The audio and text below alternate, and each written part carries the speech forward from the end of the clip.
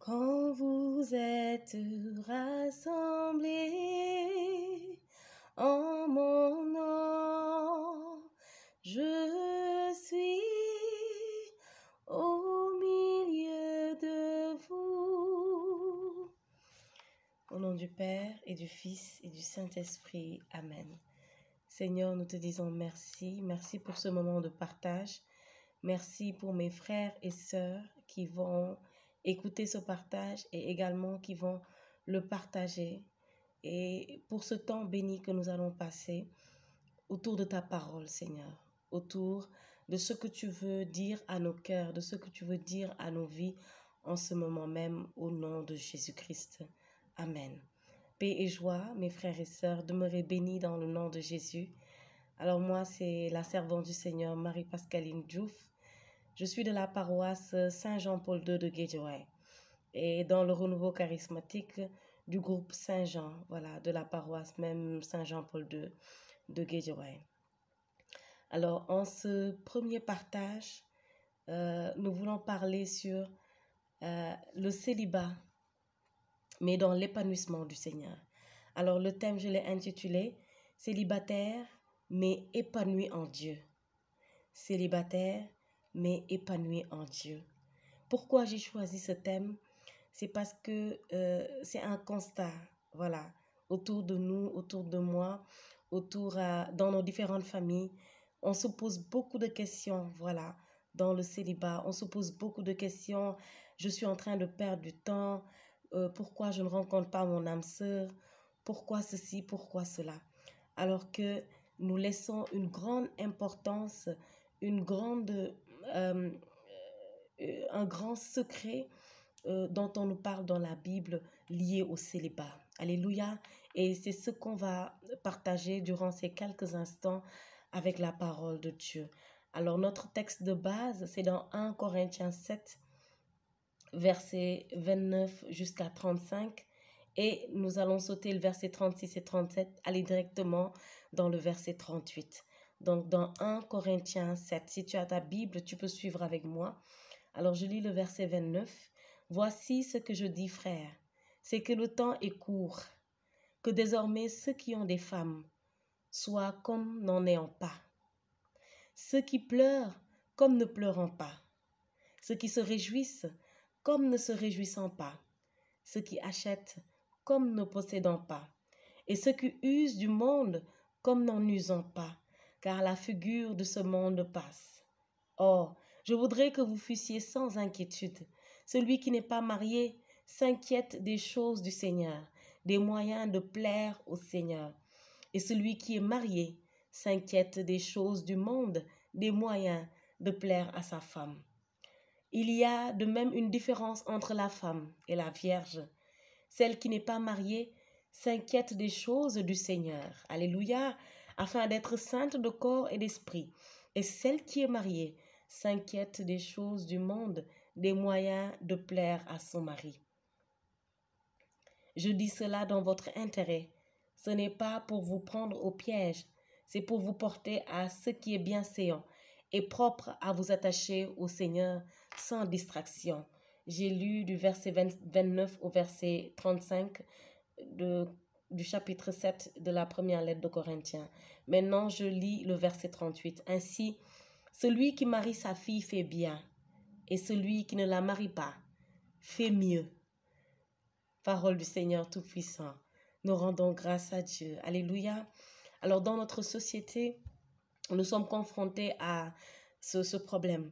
Voilà, la jeune fille, dès qu'elle entre dans l'adolescence, ce qu'on commence à lui inculquer, ce qu'on commence à mettre dans sa tête, c'est plutôt le mariage. Voilà. Et même dans notre entourage, parfois on voit nos amis sont mariés. Notre meilleure amie, par exemple, avec laquelle on était tout le temps, voilà, elle vient de faire son mariage. Alors voilà, le chrono commence. Donc je me dis, pourquoi pas moi? Mon âme sœur, il est où? Tu commences par avoir des relations, taïmoubar, soubodoubar, gloire à Dieu. Alors, on se pose beaucoup de questions. Et rappelons-le également que le mariage est une institution divine. On peut le voir dans Jean 2, 24, là où Dieu dit, c'est pourquoi l'homme quittera son père et sa mère et s'attachera à sa femme et ils deviendront une seule chair. Alléluia. Et Dieu donne à l'homme l'opportunité de reconnaître sa femme, l'opportunité d'aller vers sa femme, l'opportunité de prendre une épouse, parce que c'est Dieu même qui dit, il n'est pas bon que l'homme soit seul. Alors c'est Adam qui s'exclame devant Ève dans Genèse 2, 23, qui dit, voici cette fois-ci celle qui est l'os de mes os et la chair de ma chair. On l'appellera femme parce qu'elle a été prise de l'homme. Alléluia.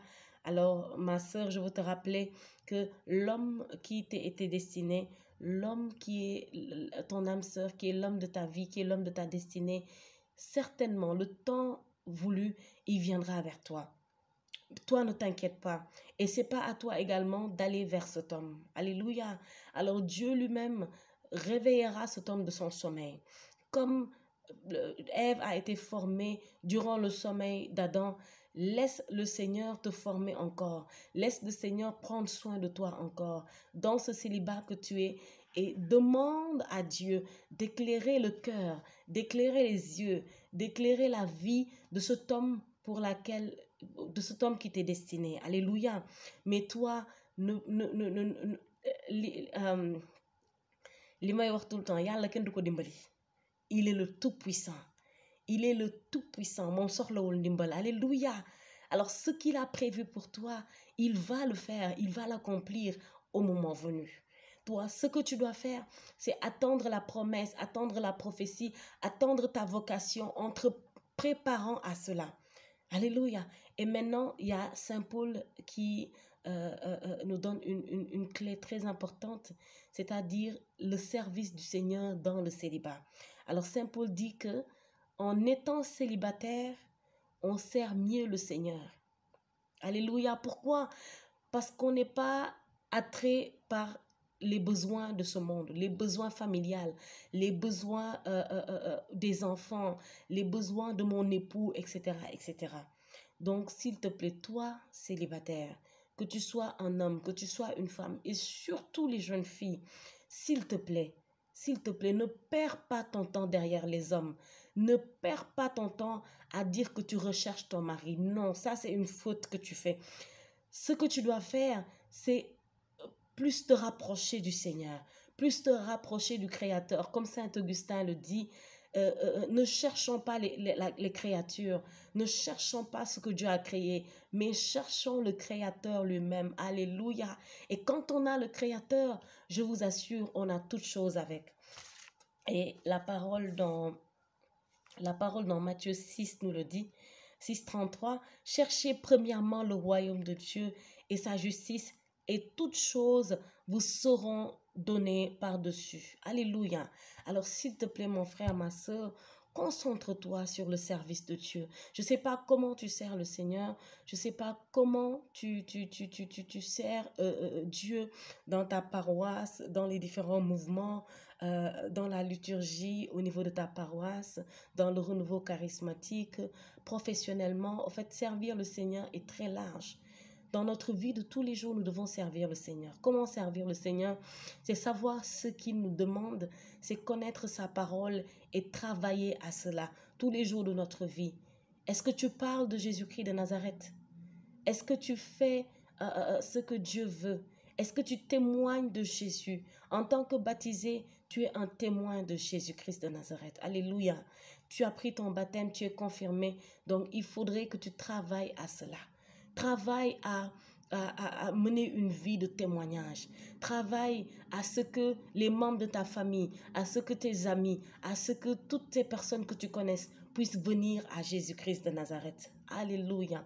Puissent être transformés par ta vie, puissent être transformés par tout ce que tu leur dis. Et comme cela, le Seigneur va te rendre visite au moment venu pour te donner ton mari, pour te donner ta femme au nom de Jésus-Christ. Alléluia.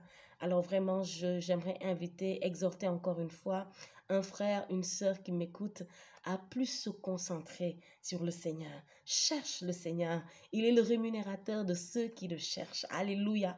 Il est le rémunérateur de ceux qui le cherchent. Alors, il est temps, mon frère, ma soeur. Saint Paul dit que le temps est limité. Le temps est très court. Et que désormais, tout ce qui avait quelque chose, ça fasse comme s'il ne l'avait pas. Alléluia. Tout ce qui pleurait fasse comme s'il ne pleurait pas. Donc, Dieu nous demande à travers son serviteur de mettre tout de côté et surtout de mettre en première ligne, Dieu. Alléluia. J'espère que ce petit temps de partage aura fait quelque chose en toi, que ce petit temps de partage aura impacté quelque chose dans ta vie. Et je prie le Seigneur de tout cœur au nom de Jésus que tu puisses écouter cette parole, que cette parole puisse entrer dans ton cœur et que tu puisses l'exécuter dans ta vie, dans ta destinée, au nom de Jésus-Christ. Concentre-toi sur l'œuvre de Dieu, concentre-toi sur Dieu et lui-même, il apportera toutes choses devant toi, toutes ces bénédictions que tu désires. Recommande ton sort, fais de l'Éternel tes désirs et il te donnera ce que ton cœur désire. Donc, concentre-toi sur Dieu, mon frère, ma soeur. Cherche Dieu pendant qu'il est encore temps. Toi, jeune fille, sers le Seigneur. Parce que va demander aux mariés maintenant. Ils vont te dire qu'ils n'ont même plus le temps pour eux-mêmes. Parce qu'ils sont tellement submergés par les enfants. Ils sont tellement submergés par le travail. Ils sont tellement submergés par toutes choses. Alors toi, pendant qu'il est encore temps, pendant que tu as encore ce privilège, cet honneur, pendant que tu as encore cette capacité, s'il te plaît, célibataire, mais épanoui en Dieu, célibataire, mais fier d'être en Dieu, célibataire, mais servant le Seigneur comme jamais. Alors, c'est notre slogan maintenant, célibataire, mais épanoui en Dieu. Alléluia, que le Seigneur nous bénisse et nous garde, que le sang précieux de Jésus-Christ garde maintenant ces paroles dans nos cœurs et qu'il les accomplisse maintenant par la puissance du nom de Jésus. Amen, amen, amen. Merci Seigneur. Alléluia.